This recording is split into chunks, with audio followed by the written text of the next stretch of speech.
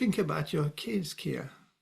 Think about what they'll think of you in 10 or 20 years. Do you really want to be that kind of person? I just find it hard to believe, but it's for you to decide. I'm joined on the Crispin Flintoff show by Benjamin Schoendorff, who is not only a clinical psychologist, but does a podcast, regular podcast called Resistance is Fertile. How are you doing, Benjamin? I'm doing great, Crispin. Nice to meet you. You were a comrade of Keir Starmer's in the 1980s. And I'm fascinated by his background because it just seems so strange that someone that I've just reading about was selling the militant newspaper is now undertaking austerity, supporting imperial wars. And I don't think I can really understand quite why he changed or what he was like, whether he was really a socialist. All these questions come to mind. Now, there's a lot of things to go into in this, but I'd like to just start off with asking you, how did you meet Keir Starmer? What was the background to your meeting him? So my background to meeting him was at Oxford University, which I went to in September 1984, whereupon I immediately joined the Oxford University Labour Club. And so I first met Keir at Oxford University Labour Club meetings, and he was standing outside the Labour Club meetings when they were finishing and selling the militant newspaper.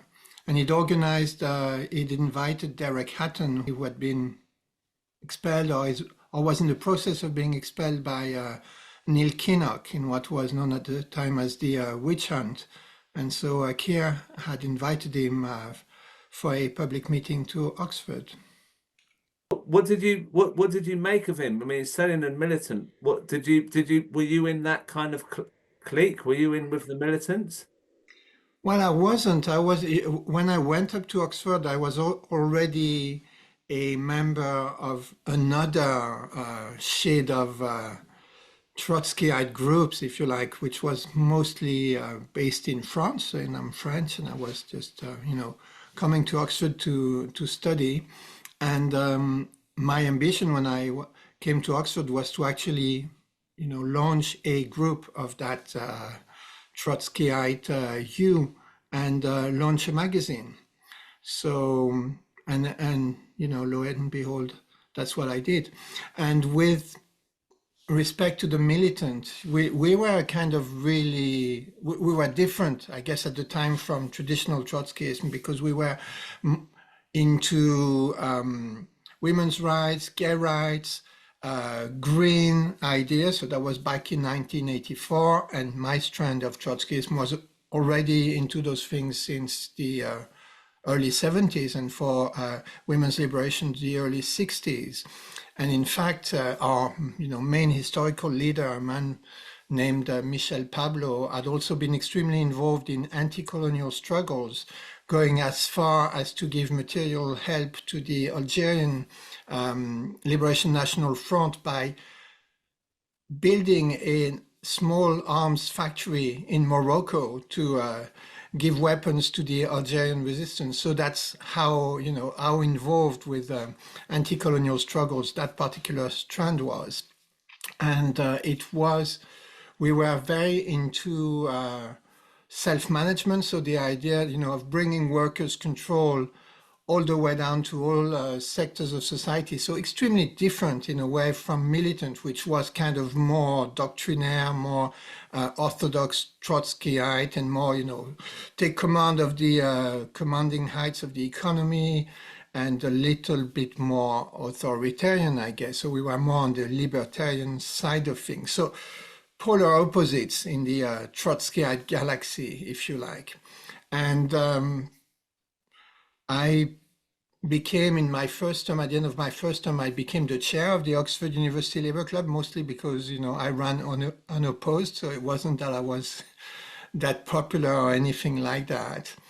and I started bringing in lots of people who kind of not represented that tendency because it didn't exist much in the UK at the time, but that we're going in that direction. So Hilary Wainwright and workers, the alternative workers plans. We had Tony Benn, we had others, and this is when I'd say I recruited Keir to my project.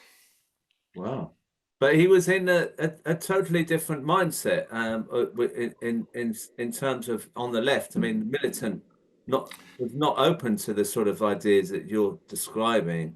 So how hard was it to persuade him to join you? I mean, if he's got a copy of Militant, he must be committed to its ideas. What was it like when you spoke to him? Was he he's this lawyer now. He'd obviously had that must have had the same kind of inquiring mind and wondering what you're all about. And what Yeah. do you think was happening when you discussed it with him? Well, that's kind of interesting in a way. I don't. Famously, Trotskyites are really into their theory. And, if you met, for example, there were lots of debates about the nature of the USSR. And if you had Trotskyites with different ideas about the nature of the USSR, if perchance they met and found themselves discussing at the pub, it would take about, a month of Sundays just to get to the beginning of the conversation on the nature of the USSR. And so when you had conversations with other Trotskyites, they were extremely involved, they were extremely theoretical, and you would easily get into the weeds for a very long time. And I don't recall any of this with Keir, so it was kind of strange in that sense. Not that, it shocked me at the time, but I don't recall having to work really hard, if you like, to kind of recruit him to a totally different strand of revolutionary socialism than the one he was claiming to be committed to. But not that, not that even he ever said that he was actually a member of the militant tendency or anything. I don't really remember that either.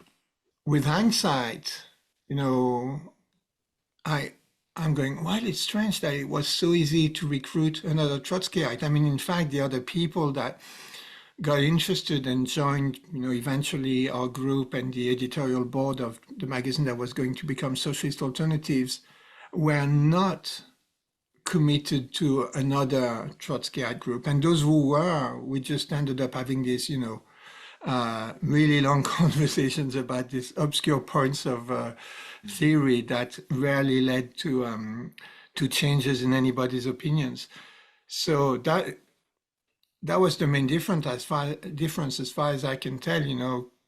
He was the only one who was very identified who came to our group, was very clearly identified with another Trotskyite group who joined us. So what happened to our group is we eventually the international group sort of disbanded in 1989. We had this international conference in Paris, which Keir attended. Actually, I think maybe about close to 10 of us from Britain attended that conference, and it was an absolute disaster.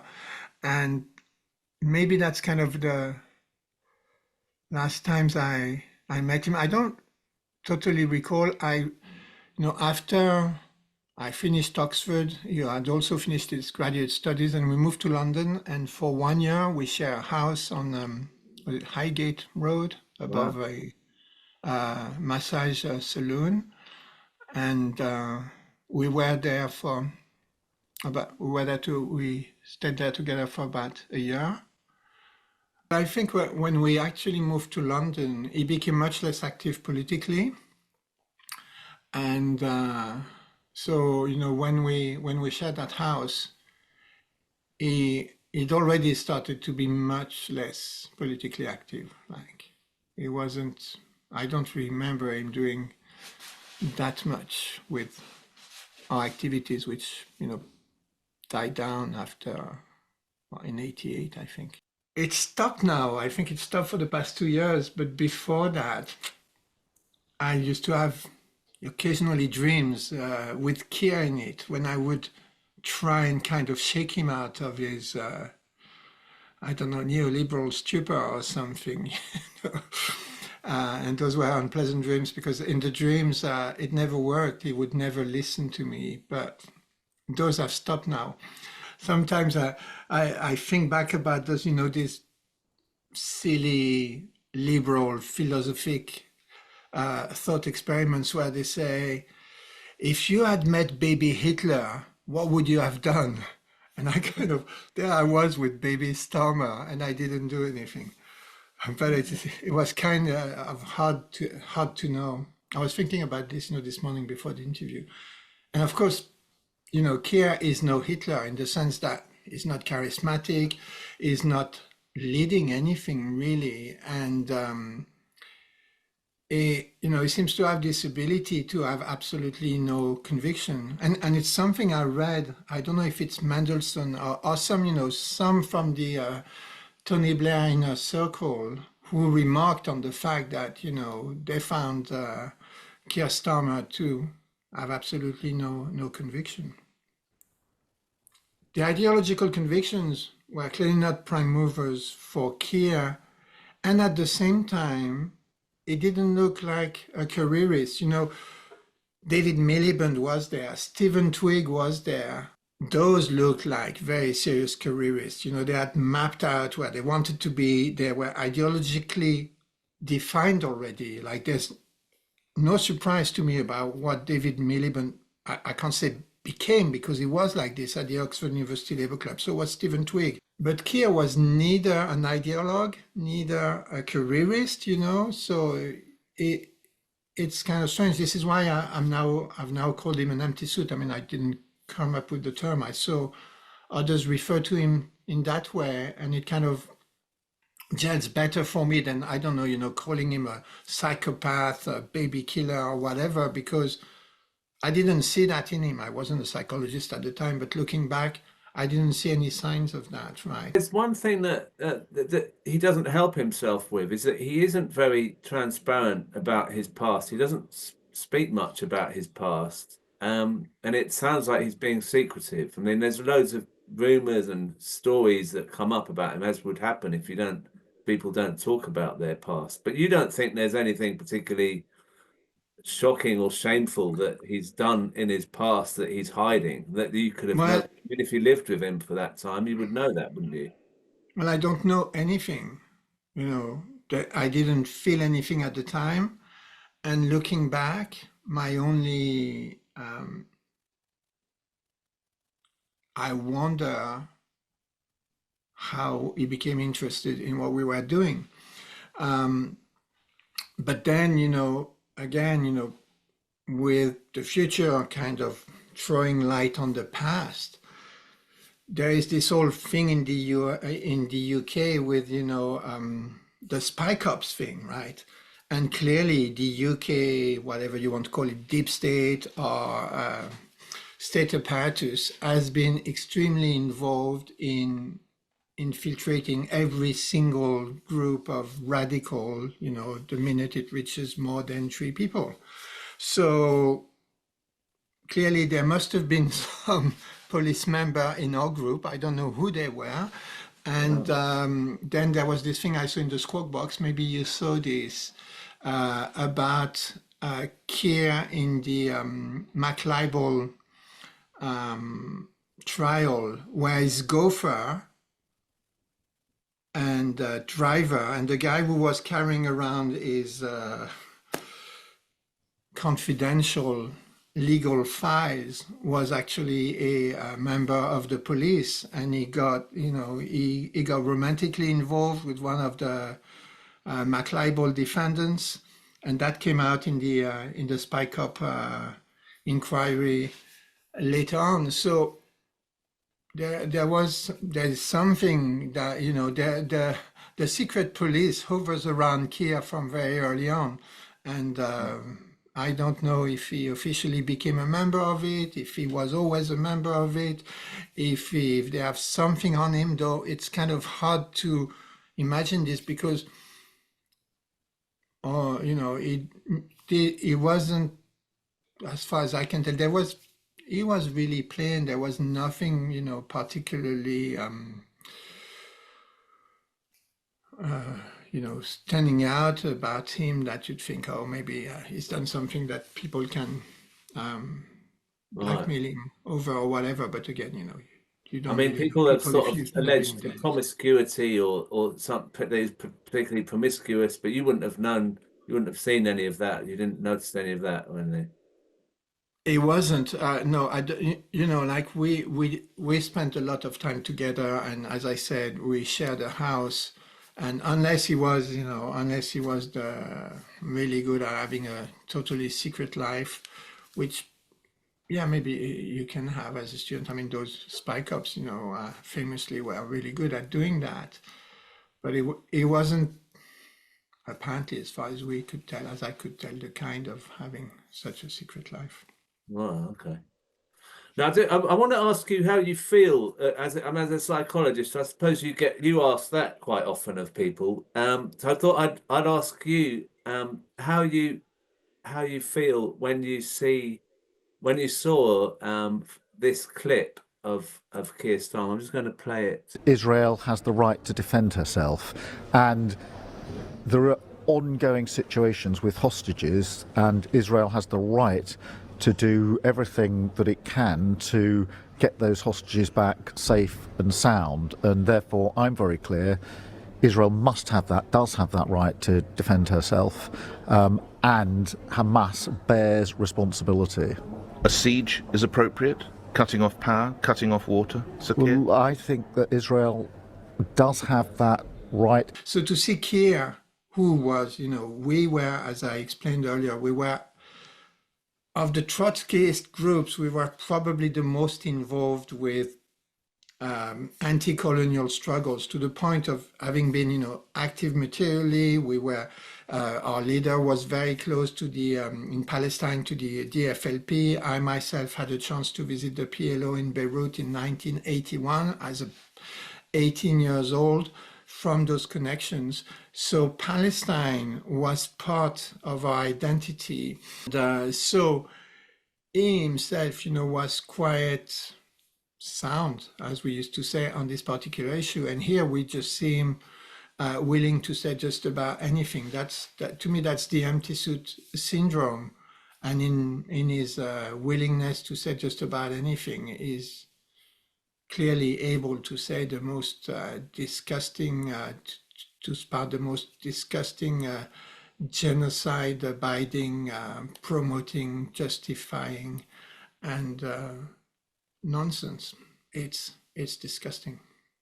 Yeah. I mean, we've had in the West, and we have to move away a little bit from personalities, but in the West, we've had this kind of total conflation of the state apparatus, the oligarchy, and the secret state. And, for all practical purposes, they're all more or less interchangeable, and they're all more or less members of these, whatever, I don't know if it's secret police, or if it's connected to them, or whatever, or if he's in the pocket of some oligarch, or all of this together. But if he wasn't, he wouldn't be where he is. Look at what happened to Jeremy Corbyn. Well, look, I'm really I feel so honoured to be able to speak to you on this. You've really put a lot of shed a lot of light on Keir Starmer and the situation we've got. It'd be great to speak to you again sometime as well. And I hope that your podcast gets more amplified across the airways, because it's very interesting about the psychology of the genocide as well. Do you want to tell us a bit about your podcast, and why did you decide to put this podcast out? Resistance is fertile. It's a very fascinating idea. Yeah, so what happened really is, I'm a member of this international psychological association to do with the kind of clinical psychology I practice. And when October the 7th happened, a number of Zionist members started writing to our international listserv, email exchange thing,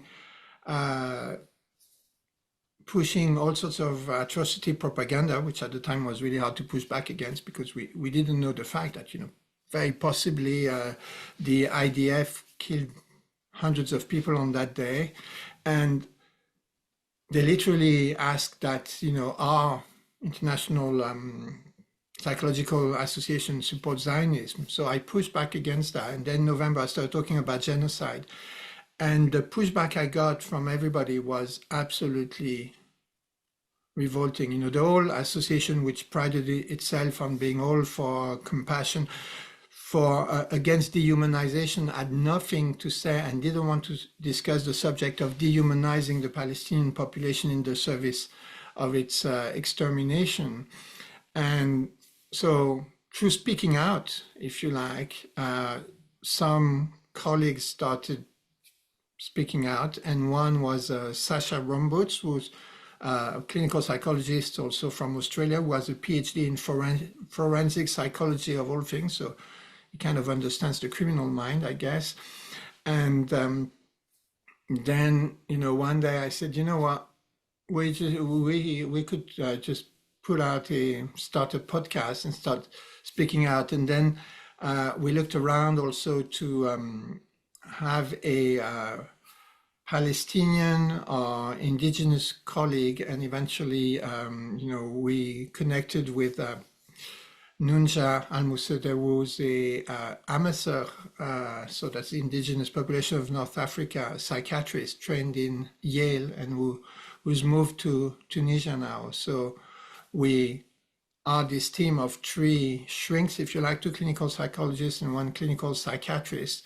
And we decided that what was missing is not, geopolitical analysis, of which you have lots of really good content already on the internet, but was looking more at the psychology of oppression and the psychology of the oppressed in the service of providing what we, not so humbly call a psychological support front for the resistance. Meaning not, necessarily armed resistance, though it is clearly, Keir was talking about international law. International law says very clearly that resistance is justified when people are occupied. This is in international law. So yes, resistance is justified when people are occupied, but not just armed resistance, also the resistance that we find deep within ourselves, resistance to this system that tries to dehumanize others, to put us, always as being less worthy in terms of fundamental human worth than others, or more worthy in terms of this fundamental human worth than others. And there is something inside each and every one of us that resists that idea, that can see in the eyes of any other human being, of that, 5-week-old baby in Gaza who's going to die bombed in 5 minutes. We can see the common humanity.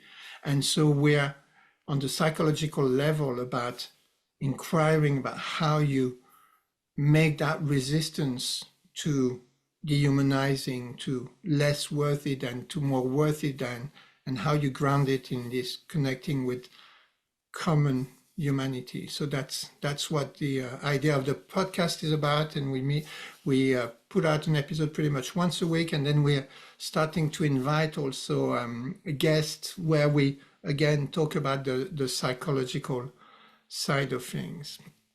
So and I've watched your podcast, and it's incredible. You're in North America.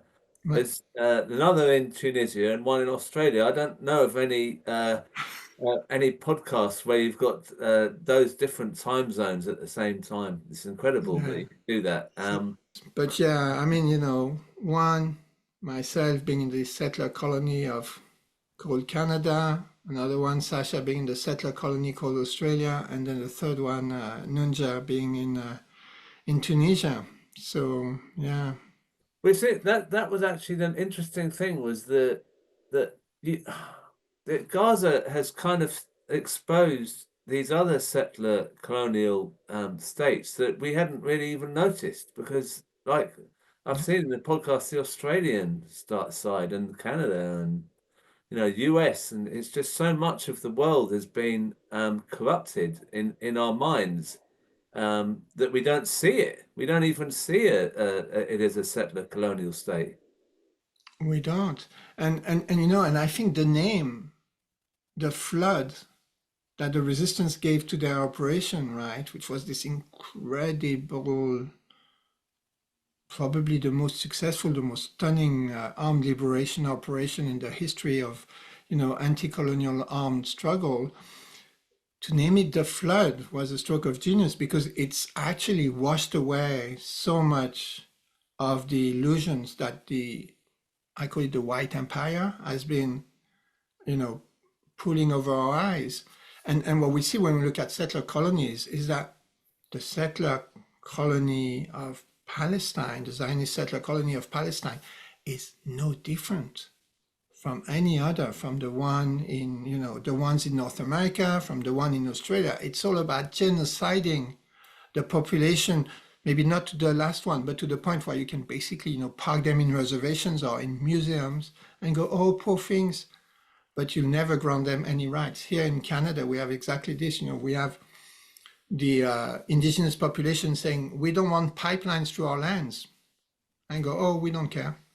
And so that's exactly what it is. And the savagery of the extermination is not exclusive to what's going on in Palestine today. When you look at the history of the US in particular, it was always thus. You know, literally, you could make pocket money by bringing Indian scalps back to the federal authorities, and sometimes you made quite a lot of money from it. So it's been that way.